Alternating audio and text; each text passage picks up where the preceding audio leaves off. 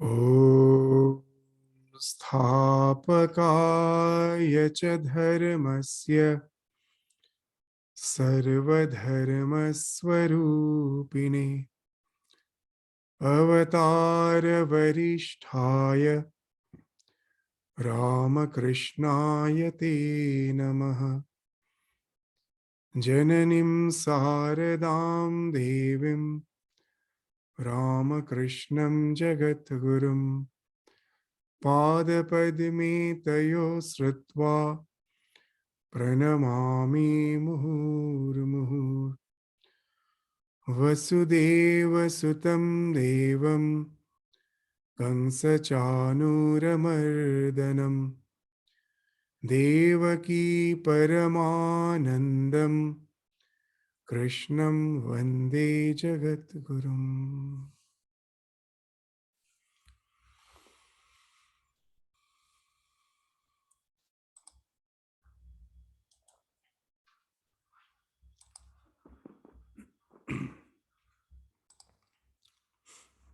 So in the last class, we were studying the 52nd and the 53rd slokas of the second chapter of Shrimad Bhagavad Gita. So in the 53rd, in the 52nd, and in the 53rd, the idea was that it is alone, the realization and realization alone, which can take us beyond all doubts. That most of us restrict the religion only to the domain of our beliefs. It's some concepts which we believe, and we try to lead our life as per our belief, and there the religion ends. But the scripture here, we will find Bhagavan here is stressing the need to convert, to transform this belief into realization.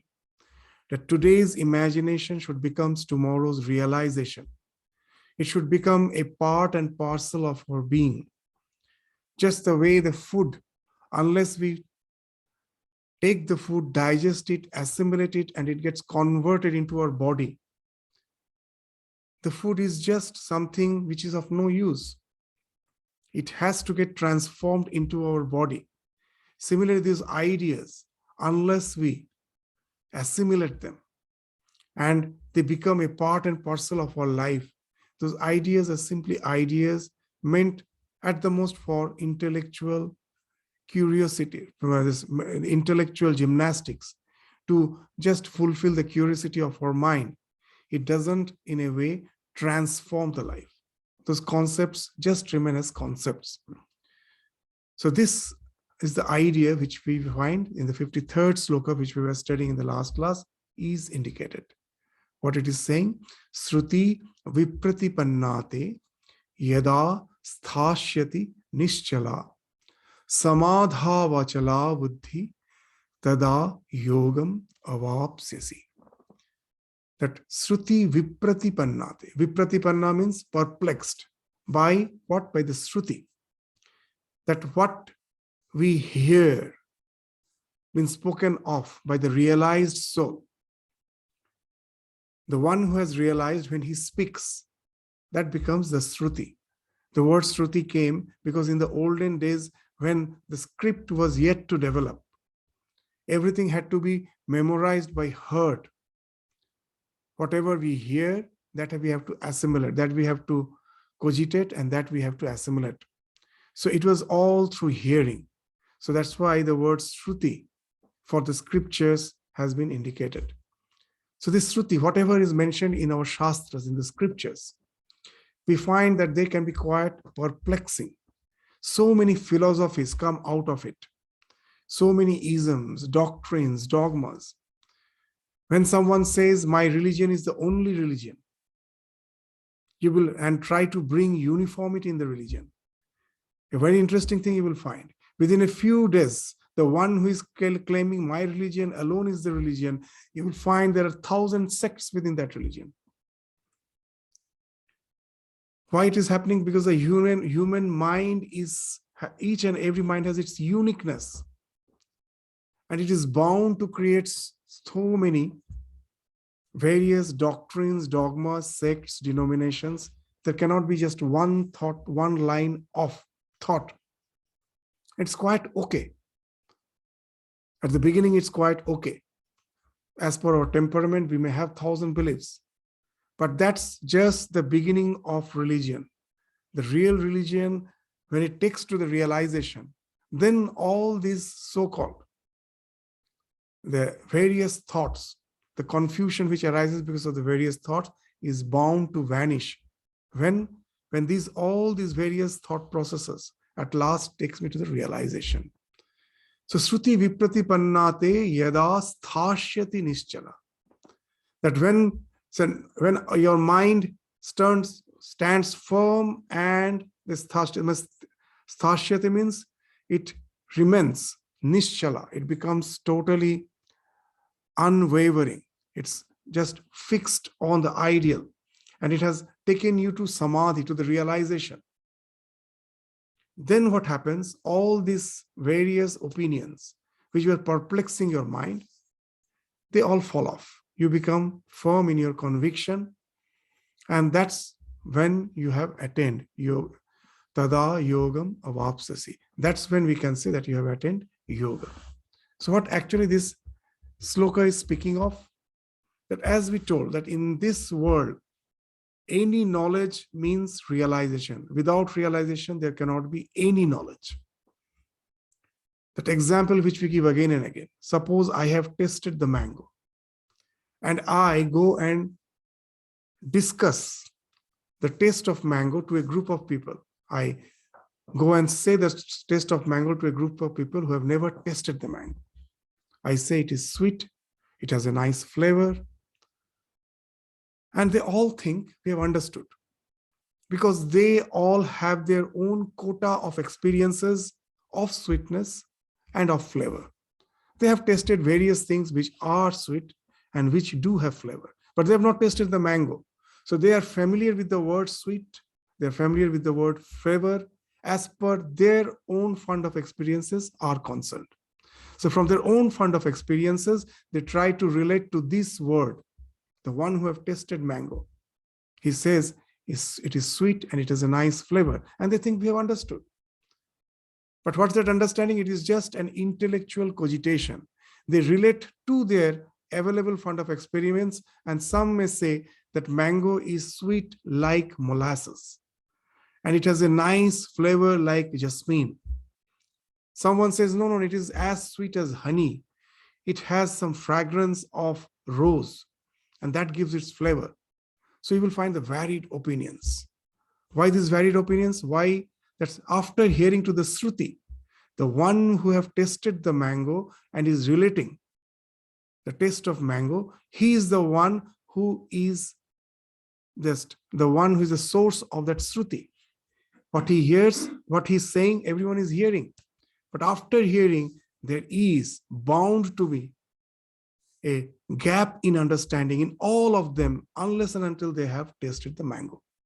And that speaks of the fact that why there is so much confusion, even after hearing the same words from the same person who is a realized soul.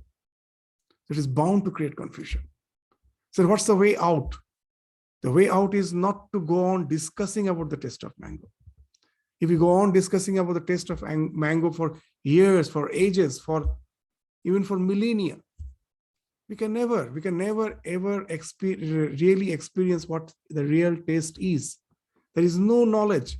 And the Yoga Shastra, they speak of samadhi as vitarka, then after vitarka, then comes vichara, and then it leads to ananda, asmita, and then sampragyata. What's the idea? Vitarka, that when I am focusing my mind, that of course is a concentration, but it is yet to take me to the realization. So I am focusing my mind to find out the truth, but yet the truth has to be revealed. Then what happens? They say that vitarka is because there is a gap between shabda, artha, jnana.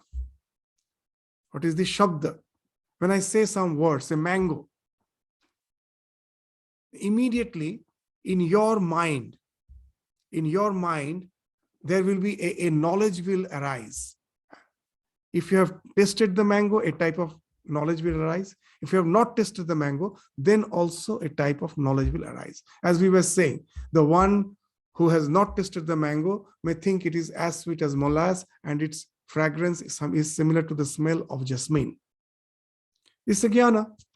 So that shabda has resulted in a jnana, and the shabda has a real artha. That real artha is what? The real taste of the mango is the artha. When I say mango, the one who have tasted the mango, he knows the real artha. Till the realization happens, there is bound to be a confusion between this shabda, artha, jnana. And that's why all the vitarka, all the arguments come into being.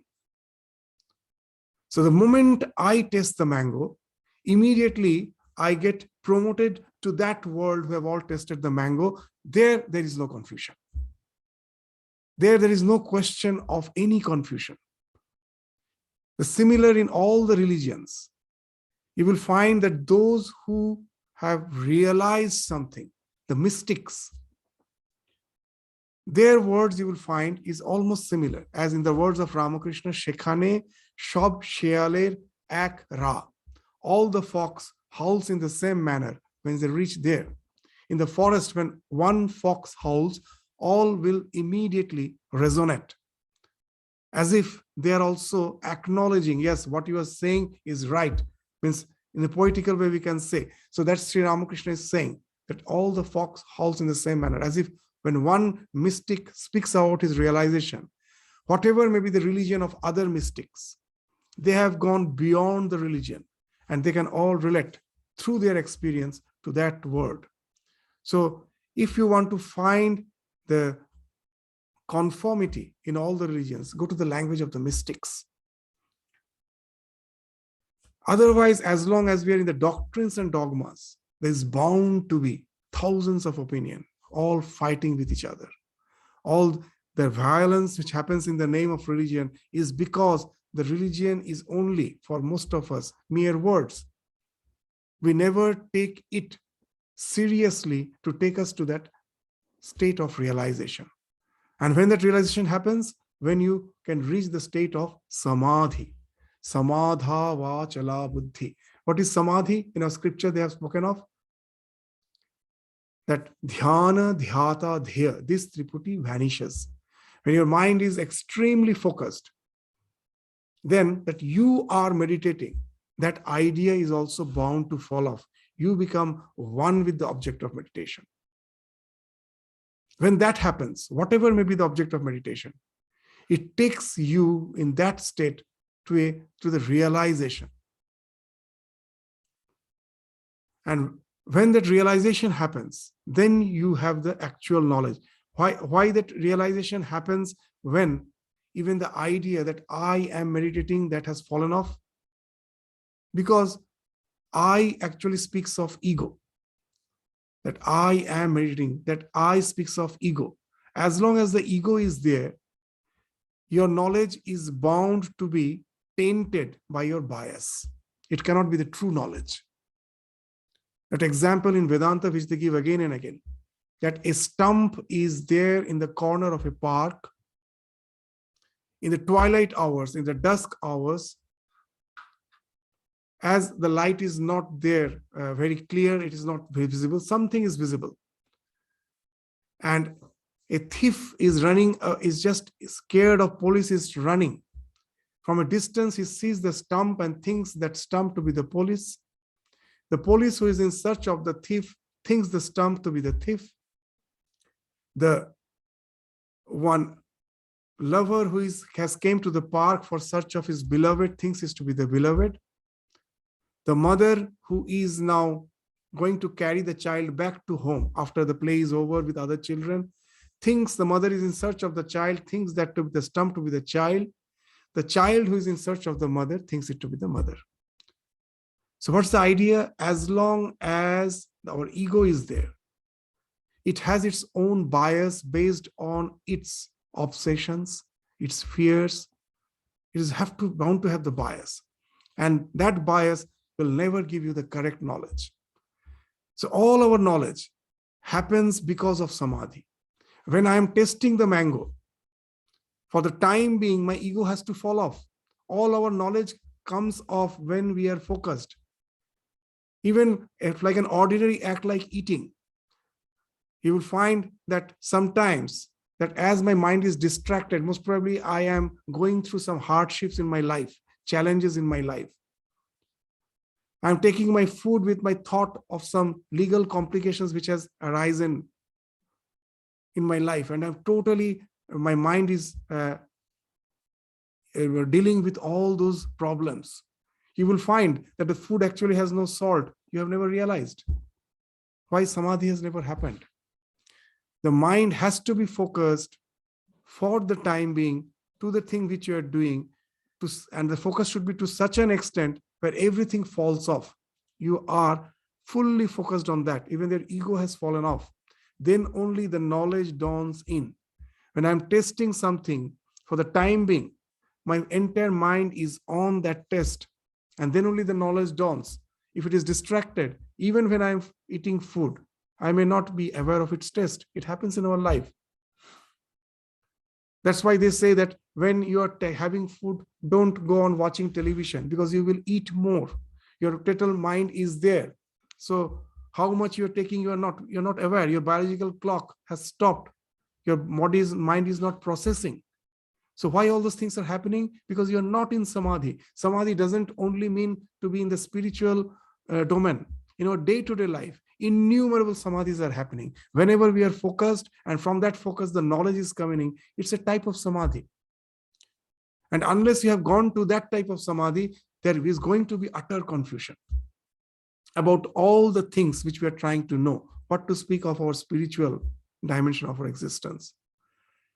So one who has actually went to that samadhi and have realized in the spiritual sense that he is the Atman, it is no more an intellectual concept. For him alone, it is possible to go beyond the dualities of life. He can really be the spectator, the witness, without getting identified with the happenings of life, whether it is sukha or it is dukkha, whether it is something which is going to give us joy or it is something which results in suffering, whether it is pleasure or whether it is pain. Everything becomes something objective. Just the way when I'm watching the movie, it may be a tragedy, it may be a joyous scene, but I know I am watching. It's not affecting me as such. Even if it affects me, I know that just for my entertainment, I allow myself to get affected by it for the time being.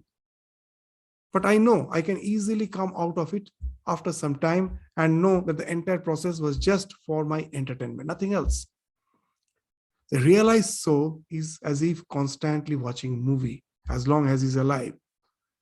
Just like a movie, the entire thing, his own life also is a movie. As per his psychophysical existence is concerned, he's just watching as a witness. Why? Because he has already went to that samadhi. Samadhi is like the interval in your movie. That story I like very much. That a small child was going to watch the movie for the first time with his father. And as it was for the first time they were going to watch the movie, the father explained the child that there will be a screen on which there will be some projection, and the projection will appear so lively as if you will find that the life is enacted there. So the child thought, I have understood what it is. Now by the time they entered the movie theater, they were a bit delayed. The movie has already started. So the father and the son took their seat side by side. And now the son asked, where is the screen? You told in which the projection will be there. Well, just in front of you. And there, this Mahabharata war, the beginning of the Mahabharata war, the Gita was being explained. That was the scene. And when the father pointed out towards the screen saying, this is the screen, there is the screen, the son thought that the Krishna who is sitting in the front of the chariot is the screen. Is the Krishna the screen? No, it's behind. Oh, then Arjuna is the screen. No, it's behind. It's not the Krishna, not the Arjuna. Or then the chariot. The father went on just saying it's behind, and the child was saying, oh, it's the chariot, is the most probably the other soldiers I see in the background of the battlefield, the sky. The father couldn't explain. And then there was the intermission, the interval. All the projections stopped. The screen was visible. After that, the movie started. Now the child is sitting quietly. He knows what is the screen. So in our life, that intermission speaks of that samadhi. The projection has to stop. We have to dive deep to get into that state of our existence, where that interval has came at least once, to understand that everything is projection. The screen has to be visible. You have to go, the screen is the self, which is now changing. It's ever there. We have to have that identification with that even once. And from that state, when I again come back, again the movie may start. But now I know that there is a screen and everything is a projection. So all the doubts have vanished. Why? I have seen, I have went to that samadhi, to that intermission, and have realized the truth which has been spoken of in the scriptures. When the father explained the child what the screen is, what projection is, he thought he have understood. But he had to wait till the interval to really understand what father has told him. So that's the idea of samadhi, that samadhau achala buddhi. When after hearing the Shruti, you have, through the process of Sravana, Manana, Nididhyasana, what I have heard, I have cogitated upon it through the process of cogitation, mental cogitation. There were some gaps in understanding. Gradually, all were clarified. I got some intellectual conviction, but that alone is not sufficient. That intellectual conviction has now have to be converted into realization. And what's the process? Nididhyasana. By constantly contemplating on your intellectual conviction till it becomes a part and parcel of your existence. You have assimilated it. You have internalized it.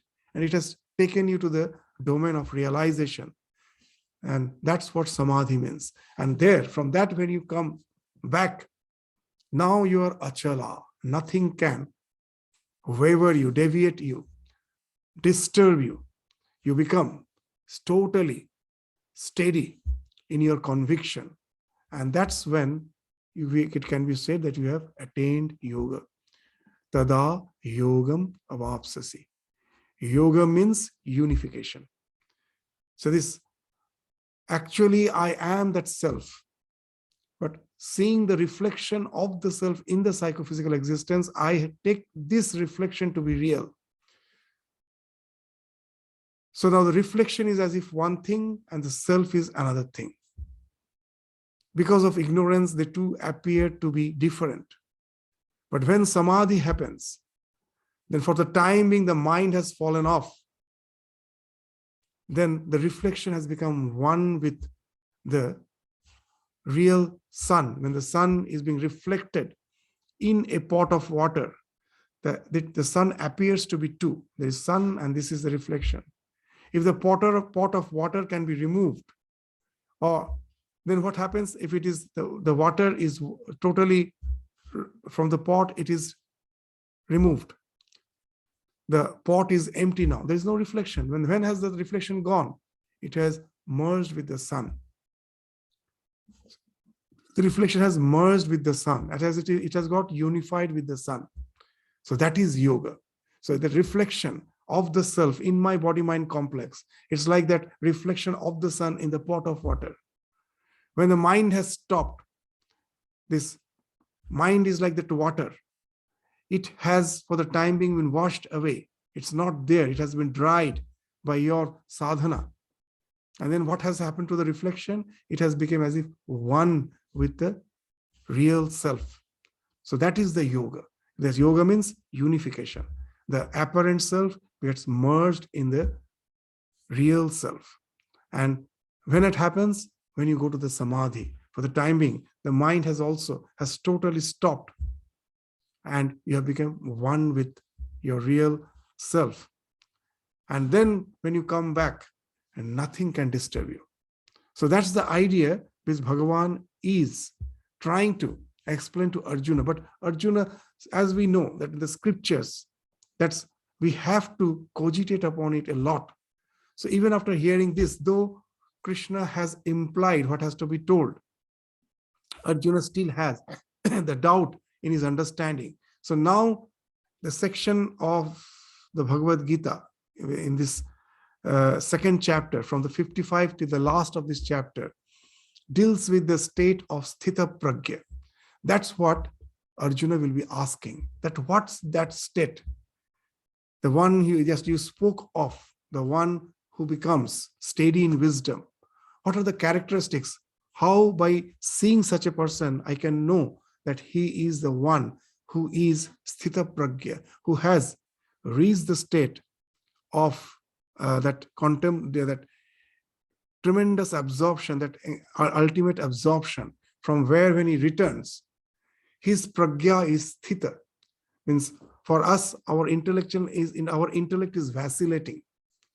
Today, what I'm convinced about, tomorrow again, I find that my conviction has been totally shattered. I might find that my conviction is no more there. Again, I find there is a lot of doubts arising. And then again, I may have some conviction which speaks of something different from the previous conviction. In our life, constantly, we experience that. But one who is steadfast in his pragya, in his wisdom, who is that one? He is the one who has went to that realization. So now, what are the characteristics by which I can know him? That's what Arjuna will be asking in the 54th sloka. What the 54th sloka is saying? Arjuna Vacha. Now, Arjuna, after hearing Krishna saying this, he is now again asking Krishna. What he is asking? Sthita pragyasya ka bhasha samadhistasya keshava sthitadhi king prabhasheta kimasita vrajeta kim. So, Arjuna asked this, what, O Keshava? O Keshava, what is the description of the man of steady wisdom merged in samadhi? The one who is merged in samadhi, what are the characteristics of such a person? That's the first line, Sthita Pragyasya ka bhasha samadhistasya Keshava. The one who is absorbed in samadhi, such a Sthita Pragya, what are his characteristics? And what are the characteristics when he comes down from samadhi? The second line, that's the question he's asking. Sthitadhi king prabhasheta, kim asita vrajeta kim. That when he comes down from samadhi, that how he behaves. King prabhasheta, how he speaks. Kim asita, how he sits. Vrajeta kim, how he moves around. That speaks of the behavioral pattern of a person who has come down from samadhi.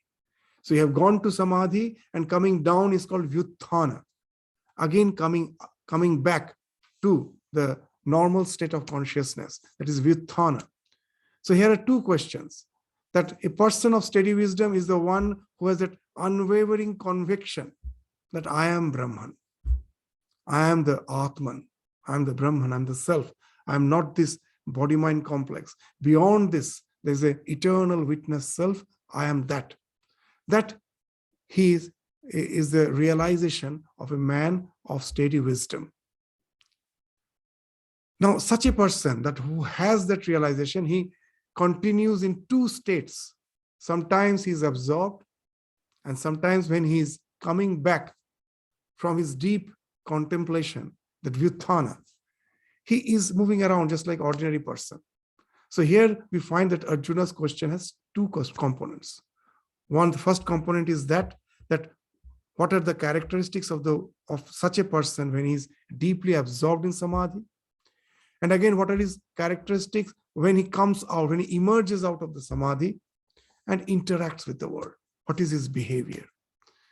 So the answer to this question, Bhagavan Sri Krishna, we will find his answer from the 55th to the end of the chapter. that all the lakshanas, the characteristics of sthita pragya, he will describe. And we will find that his answer includes two things.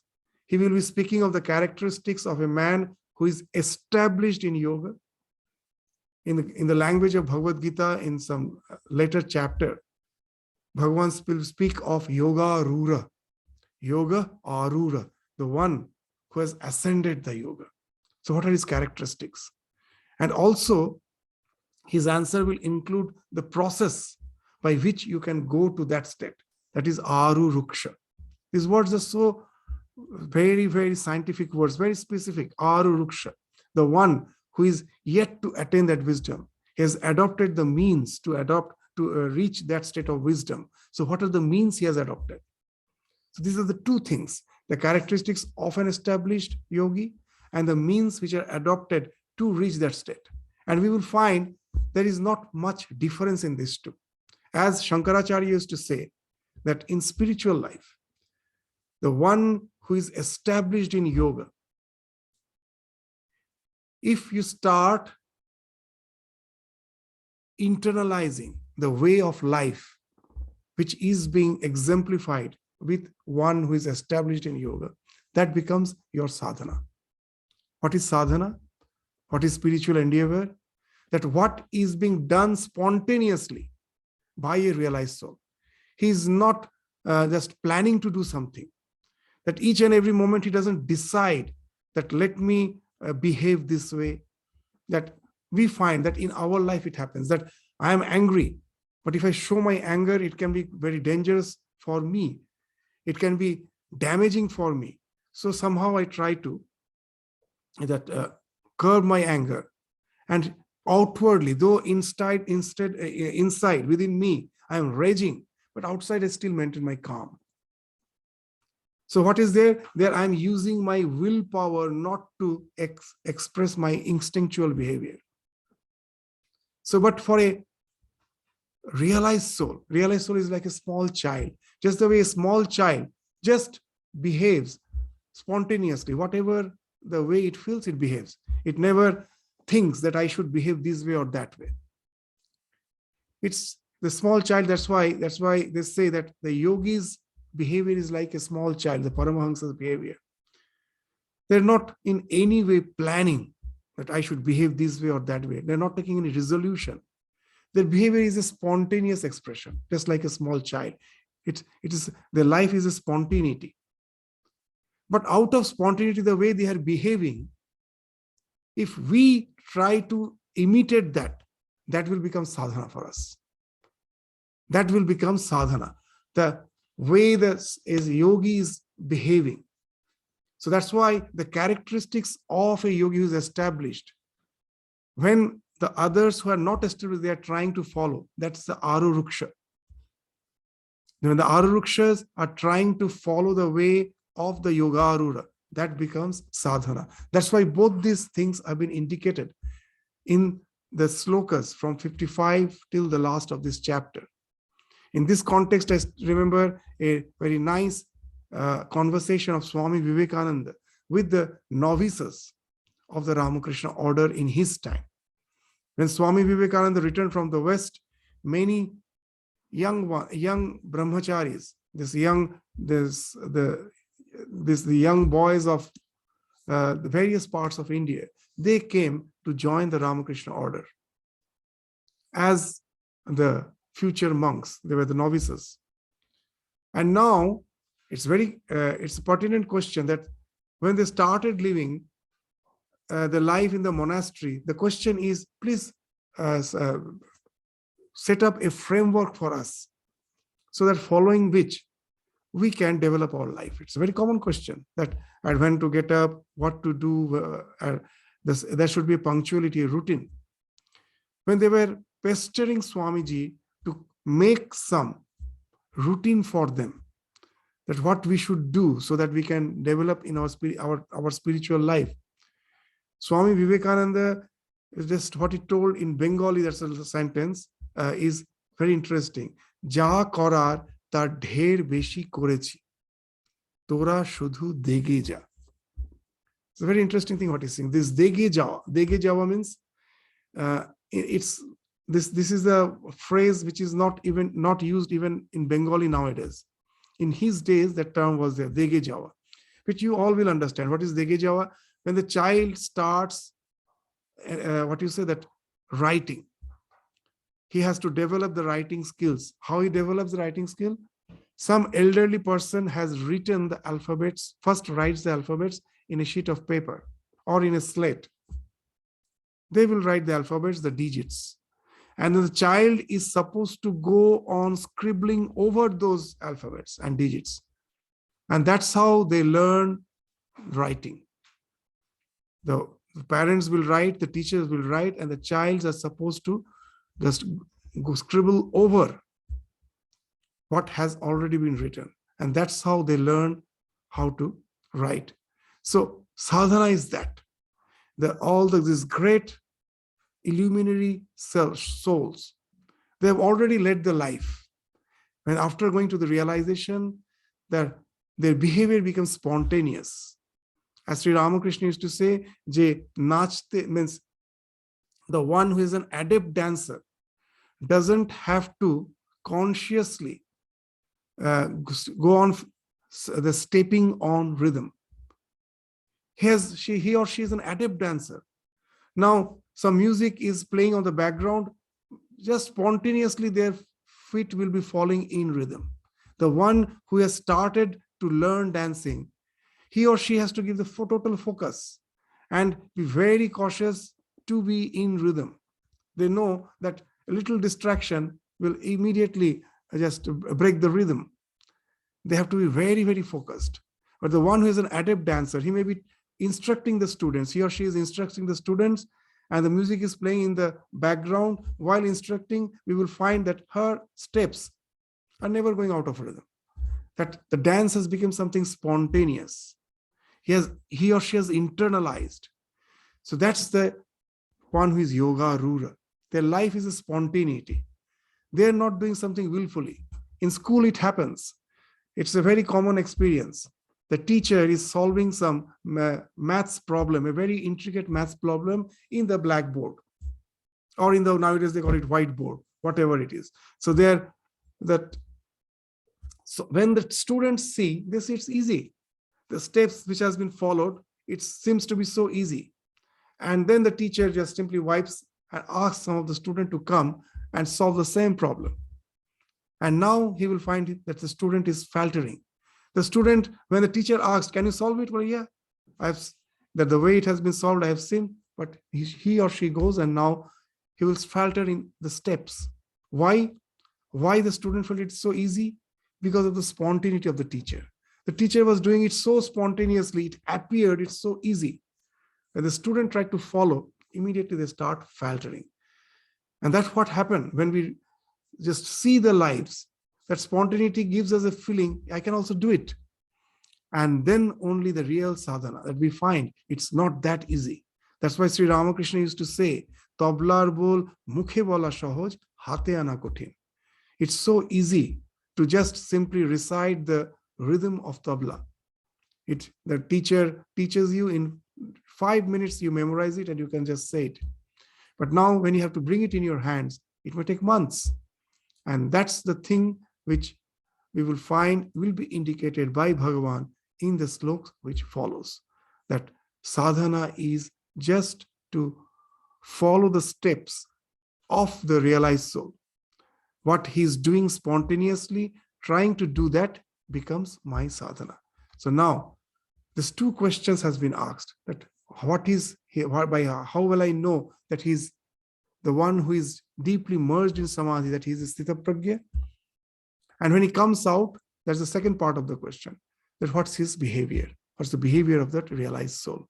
So first, Bhagavan will be answering the characteristics of one who is merged in samadhi in the next sloka. So let us take up the next sloka, the 55th sloka, where the response of Sri Krishna starts indicating the characteristics of sthita prajna, which will continue for the rest of this chapter.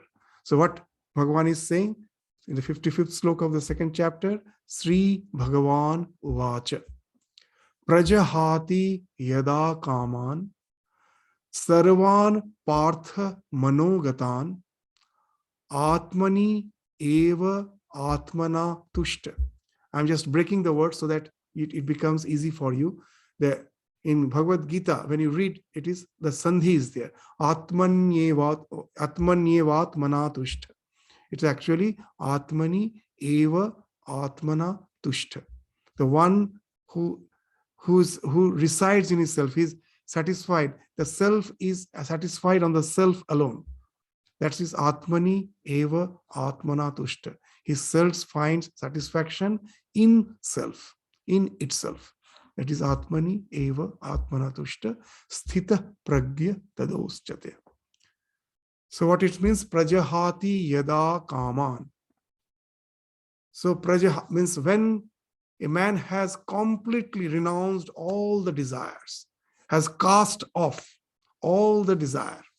Prajahati yada kaman. Sarvan, means that sarvan indicates all. It's not that I am choosy, that some of the desires I keep with me and some I leave. Sarvan kam, all the desires.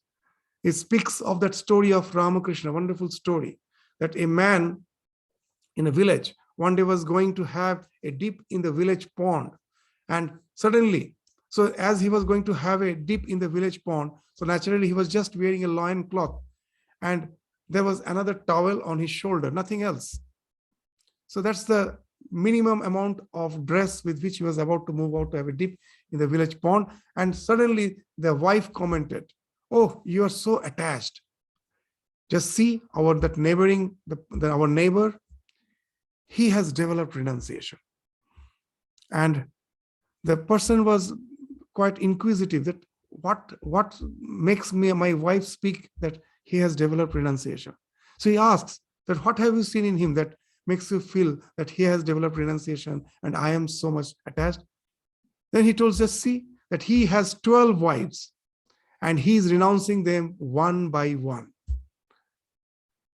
And immediately this person replied, well, oh, you are full. Can renunciation happen that way? Do you want to see what renunciation is? Here I am going.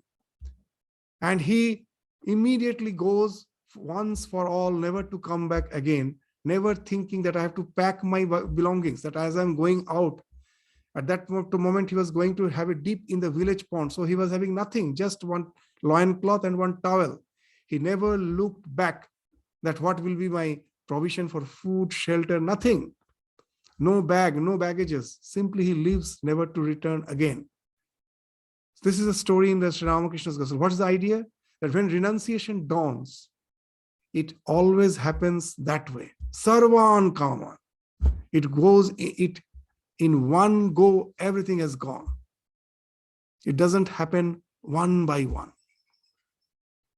So when it has happened, when that sarvan kama and all this kamas, where it resides in the mind, as it is not, sometimes we feel that it is our nature.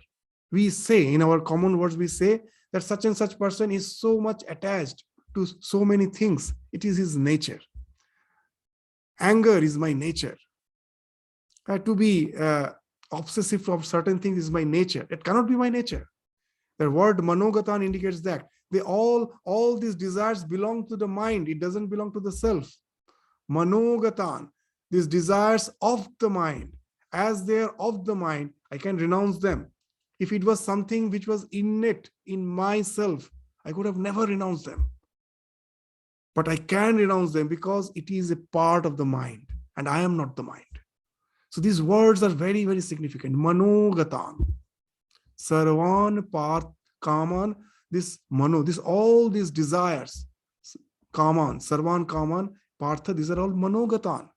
And the one who has renounced them all and is established in his self, he is satisfied in his self. The self is satisfied in self, means he is identified in his own true reality. Know such a person to be sthita pragya, stayed in wisdom. So what's this idea is, when a person goes to samadhi, then and then alone, it is possible that you can renounce all your desires. Not before that. And that renunciation is a true renunciation. That happens once, I mean, just in one go, all the desire falls off. You may say, how? In our day-to-day life, we find it's never so. That I have most probably an addiction for smoking, and I like some delicacies. I like that, that most probably I have developed this, what you say, that some lungs condition. So what I say, no, that's still taking sweet is okay for me because I'm not diabetic, but I have developed some lung conditions. So the smoking has to be. I have to stop this smoking. I have to get rid of this addiction. So with a lot of effort, when you get rid of the addiction of smoking, your addiction for sweets still there. So it is in our life we find that how difficult to get rid of one desire.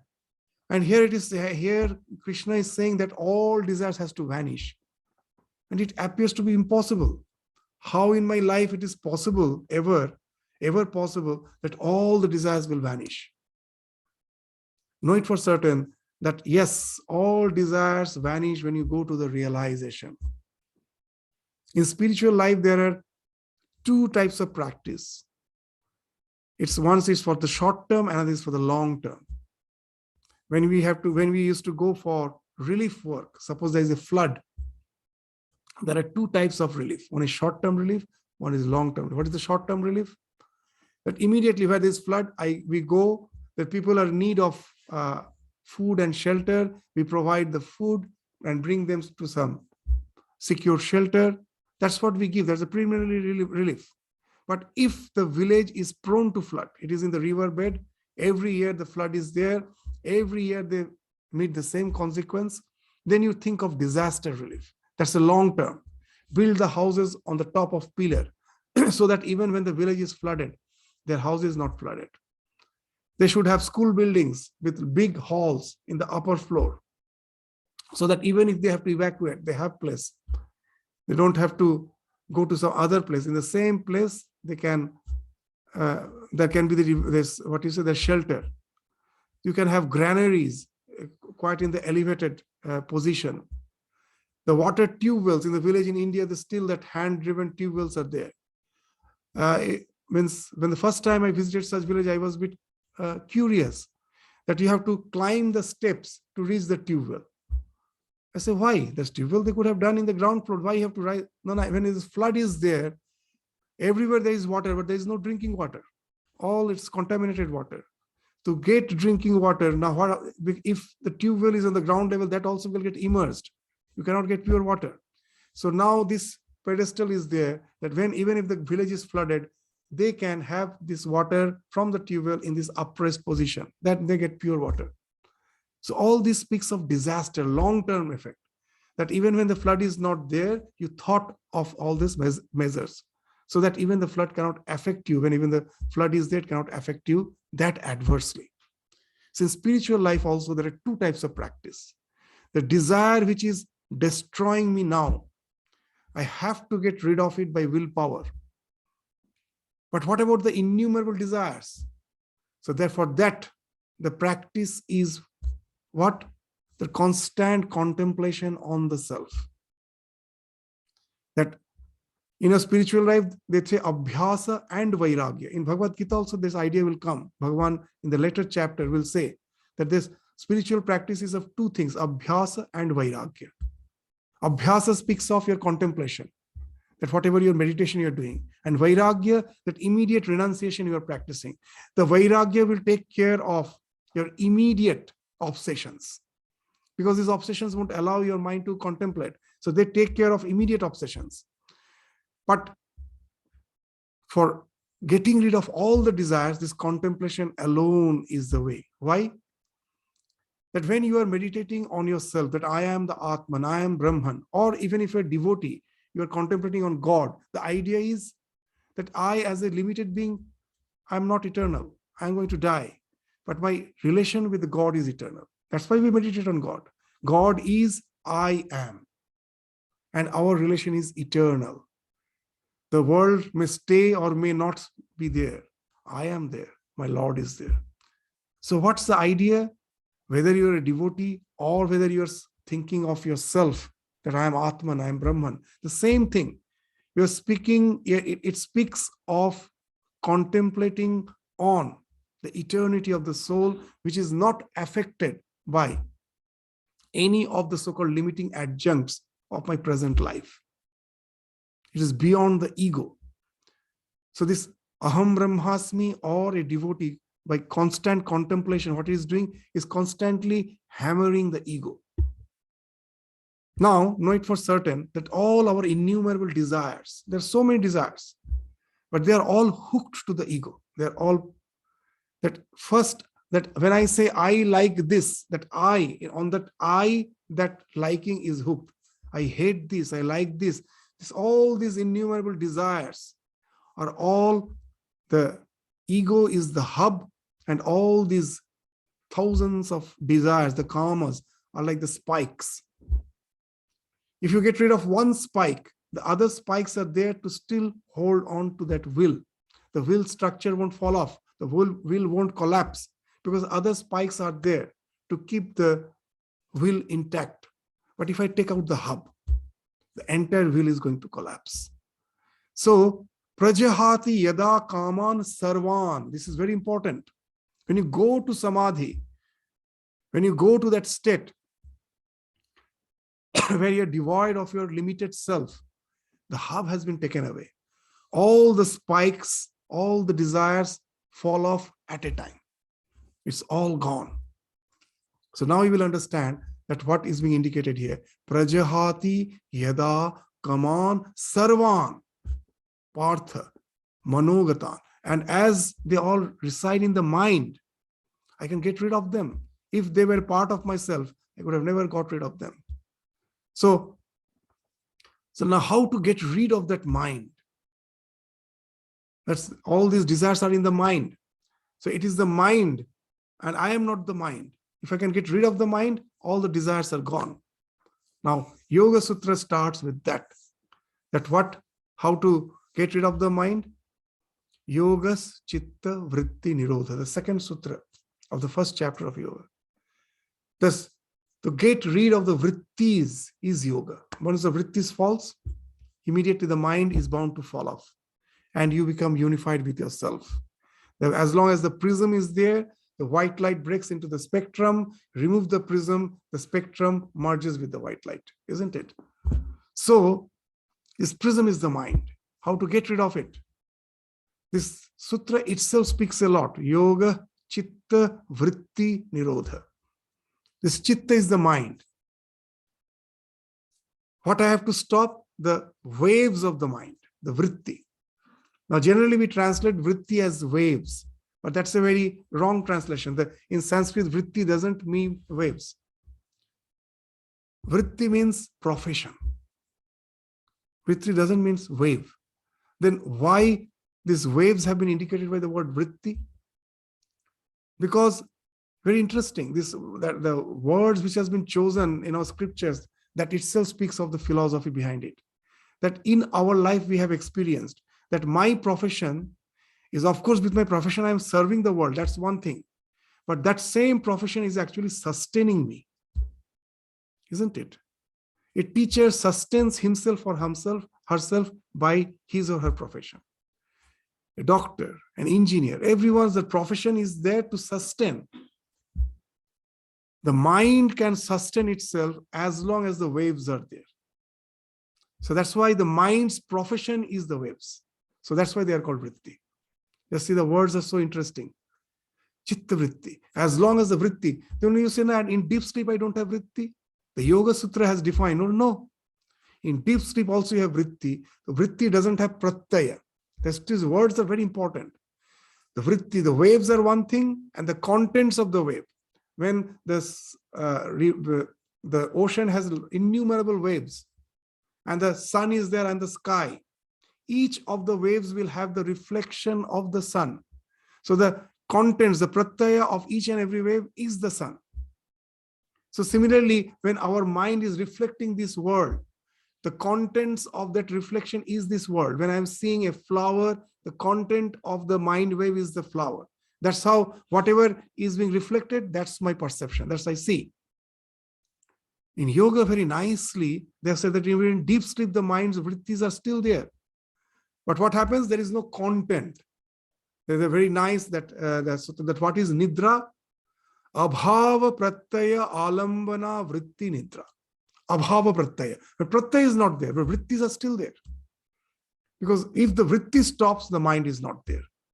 So how nicely, even in modern neurology, the different types of waves which we find in the mind, that it indicates the same thing.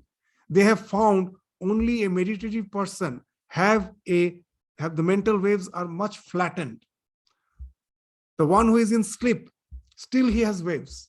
It's only the one who has gone to a deep state of meditation, his waves are flattening. It's a very less frequency. Otherwise, the waves are always there. So consciously to stop the vrittis, that only entails this dissolution of the chitta, and that's only entails the falling off of all the desires once at a time, because the mind is the hub of all the desires. You get rid of the mind, all the desires are gone. So you have to get rid of the vrittis. Now, how to get rid of the vrittis? So these are the things will come in the Bhagavad Gita in the 6th chapter. So now the vrittis are of two types. You also will understand that when I suppose I'm sitting here, in front of me there is a water jug. Seeing it, neither I am happy nor I am dejected. It just gives a knowledge that this is a water jug. So this jnana vritti doesn't cause any suffering.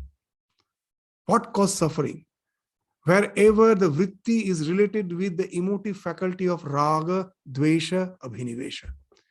I have some attachment towards it, or some hatred, or some fear factor is working. Obsession, fight and flight response. When all the vrittis are linked with these emotive things, then only the vrittis are the cause of the suffering. So there are two types of vritti. One is aklishta and another is the klishta. So all these klishta vrittis can be got rid of by the aklishta vritti. It is not ordinary aklishta vritti that I am saying the water jug. That is also an aklishta vritti. But there is another type of aklishta vritti. I am Atman. I am Brahman. This is an aklishta vritti. This vritti can subjugate all the klishta vrittis. And once that has happened, the aklishta vritti itself falls off, taking you to that realization. When it falls off, first this aklishta vritti, that brahmakara vritti, your contemplative mind will get rid of all other desires. And when that has happened, it itself will fall off, rendering you the freedom. Why it falls off? Even in the last class of Mundaka Upanishad, we were discussing that when all the vrittis has fallen off, your mind, all the bias has fallen off. Your mind becomes expansive. It sees even the past lives. Jati smaratva is bound to come a man who is about to go to that realization. And what he sees, so just see in this life, because of our myopic vision, what we were doing as a child, we were growing up, all explained. Study well and develop some skills, and then only you can flourish in your life, you can have your wealth, everything. And then we find that after I have attained everything, after a certain stage, that my body starts, I go to the middle age, and all the faculties now start gradually declining, that what I have gained, I cannot retain. At last, I find that the nature gives me everything at certain point of time, and whether I wish it or not, it is going to take away everything at certain point of time. It will just make me a pauper. Just before I am going to die, I find I am a pauper. That one day I was respected by the world. People, I drew the attention of so many people with my skills, and now everything is gone. At last, I have to leave the world empty-handed, become empty-handed, we have to go empty-handed. In the meantime, nature gives in bounty so many things and again takes away, whether we will it or not. And for so many lives, taking this life to be the real. We have just wasted. We are going on this trying to just establish ourselves, and then we find in the flow of life, everything is over. That what all we gained, nothing goes with us.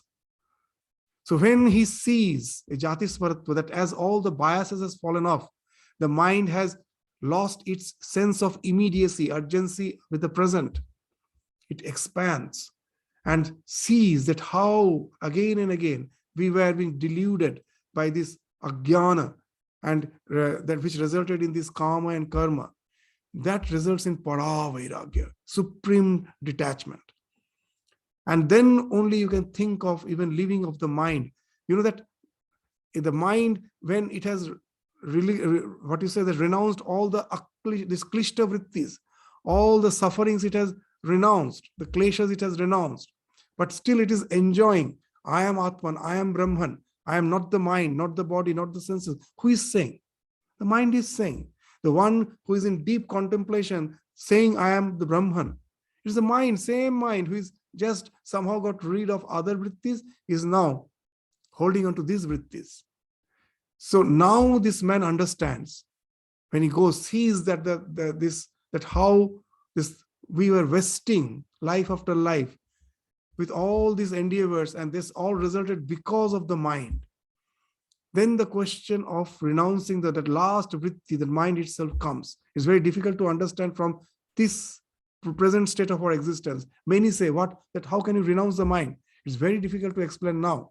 Just the way a small child busy with the toys and with the chocolates, you go and say, these are all childish. You have to become an established person, a scientist or something.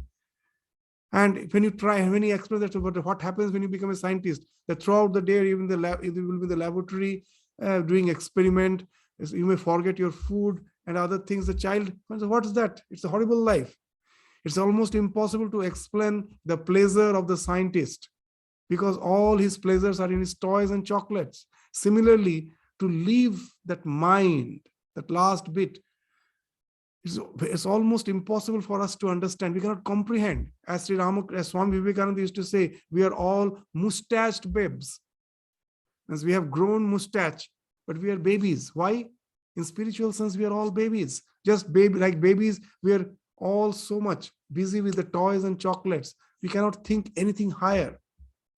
But the scripture is asserting that there is a state when you have got rid of all the aklishta vrittis with the klishta vritti. The mind is bound to expand, to have that realization that to be in the mind itself is the cause of all the nuisance. Get rid of it, go beyond it. So when with all the help of this aklishta vritti, the brahmakara vritti, you have got rid of all the klishta vritti. When that vritti arises in the mind, all the desires at a time falls off, because you are just hammering the hub of the will. All the spikes falls off. And then that takes you to that state of realization where you reside, because the mind has fallen off. It's the mind which is projecting you the sense, this universe, as well as the sense of your limited individuality. Both has fallen off, and the self now resides in the self. Even when there is a vuttana, you come back. That's the thing you never forget. The self resides in the self. So that's what is the state of one who is absorbed in samadhi. And that's being answered by Krishna in this question. The sthita pragya. Who is the sthita pragya? The first part of the question that Arjuna asked in the 54th sloka, that what are the characteristics of a person who is merged in samadhi? So that is being answered here. So such a person whose all desires has fallen off because of his contemplation, deep contemplation, which has taken him to the state of samadhi, where all the vasanas has fallen off because the ego has been removed, it has been uprooted. So all the sarvan, all the desires has fallen off also once at a time. And it has taken him to the state where he is residing in his self, the self is residing in his self. Know it for certain, such a person is a sthita pragya. So it answers the first part of the question. The next part, in another 3 slokas, that when he comes back from that state, when he comes down from that state, when there's a vyuthana, he comes out of that samadhi and tries to and interacts with the world. What's his behavioral pattern? That will be spoken of in the next 3 slokas, the 56th, 57th, and 58th. So we will take up those slokas again in the succeeding class. So with this, we stop our discussion today. Thank you all. Namaskar.